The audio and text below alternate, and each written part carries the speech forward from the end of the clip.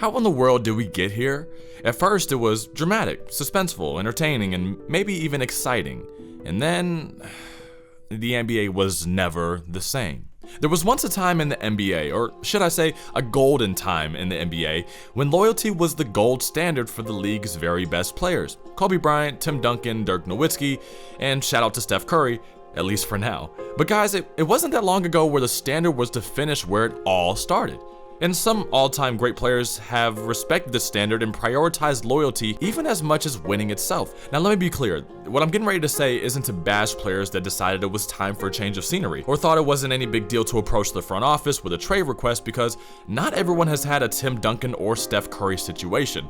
As far as the modern NBA and today's superstars, let's go back to 2016. Ever since 2016, do you want to know the names of just a few players who decided that enough is enough and requested a trade before their contract expired? Well, Paul George, Kawhi Leonard, Kyrie Irving, Anthony Davis, James Harden, Kevin Durant, and Russell Westbrook. And you want to know something even more crazy?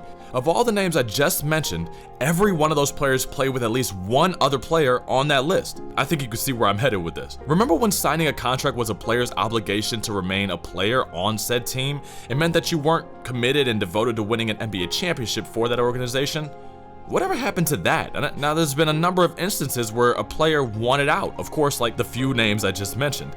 But even those few names didn't quite do what we just witnessed Kevin Durant do just a few months ago.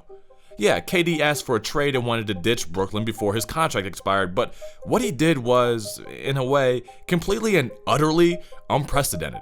As arguably the best player in basketball and as someone who just signed a brand new 4-year contract extension, he turned around less than 365 days later, and even before his new contract would kick in, he said, "Get me out of here."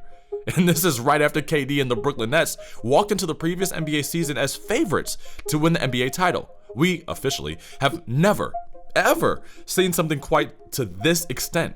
Players are increasingly demanding trades and even giving their front office a list of teams that they want to be traded to. I mean, it's almost like snapping your fingers and going wherever you want, whenever you want. Like, the hell with contracts. What about just 2 years ago when James Harden took another approach and unprecedented trade demands? He didn't walk over to his GM and say, "Trade me." He didn't tell anyone about his future plans and how he's feeling about the current state of the team.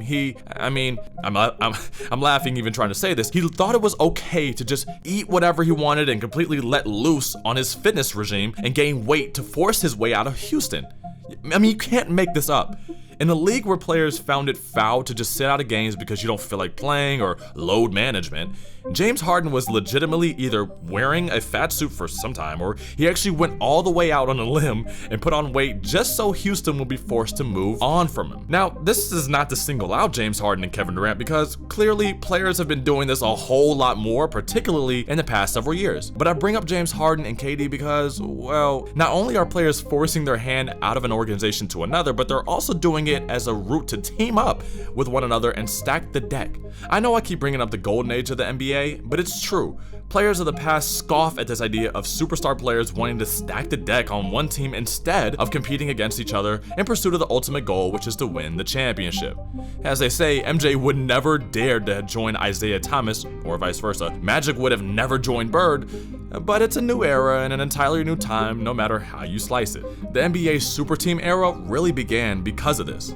Of course, KD joined Steph Curry in the Golden State Warriors as a free agent in 2016, so it's different. And same with LeBron in 2010, when he linked up with Dwayne Wade and Chris Bosh as an unrestricted free agent who had fulfilled his contract in Cleveland and his obligation to the team. But the principle has become to demand a trade because players see what other players are doing to put themselves in position to compete for and win NBA titles.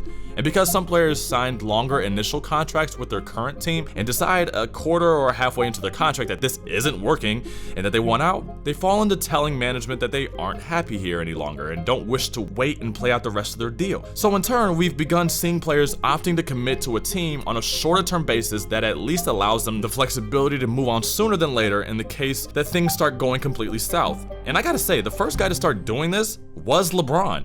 The man who forever changed the free agency and player empowerment has provided the blueprint of signing short-term deals to remain on the safe side and has leverage to keep their management on their heels in terms of adding more talent and taking care of the talent they already have on the team. When LeBron left Cleveland for Miami in 2010, the contract he signed included an early termination option that would kick in following the 2013-14 season. indicating that LeBron had a plan to move on from Miami after 4 seasons all along, and of course, as a safety blanket that provided him flexibility with his contract. And then when he returned to Cleveland, he actually signed multiple contracts throughout his 4 seasons back as leverage over Dan Gilbert so that he could continuously provide LeBron and the Cavs with talent. His first contract from his 4-year stint back with the Cavs was a 2-year contract that had a player option for the second season. That player option, of course, meaning that LeBron could opt out of the second year and even test free agency again if he needed to. And in turn, that has become a story for a lot of players in today's NBA.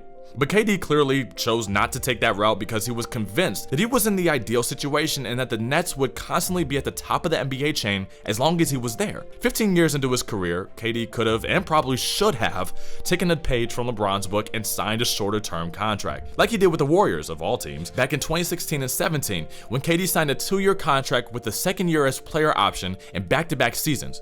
If he continued that trend from a business standpoint, even in Brooklyn, he could have been a free agent right now. But even though KD reportedly mended the fences with the Brooklyn front office and agreed to move forward with the team in August, that doesn't mean that this still isn't an issue that continues to expand and evolve in the NBA. Well, back in 2019 and before NBA All-Star Weekend, Commissioner Adam Silver said, "I would just say, blankly, no, I don't like trade demands and I wish they didn't come." No one likes to see an instance where a player is demanding that he be traded when he's still in the middle of a contractual obligation to a team. And if you don't recall what was going down amidst that Adam Silver quote, it was the notorious Lakers Anthony Davis saga that went on strong for a good 2 months during the 2018-19 season. And then just a few months later when Paul George, who had just signed a fresh 4-year contract with the OKC Thunder just a season earlier, worked behind the scenes to force his way out of OKC, and Adam Silver again opened up and said that all of this is simply beginning to get disheartening and said it's an issue that needs to be addressed. And let me not fail to mention who he joined in Kawhi Leonard, who forced his way out of San Antonio just a year before the Paul George ordeal. And finally, when Adam Silver recently came out again and voiced his growing concerns over the rising trade demands from superstars, saying, "We don't like to see players requesting trades and we don't like to see it playing out the way it is.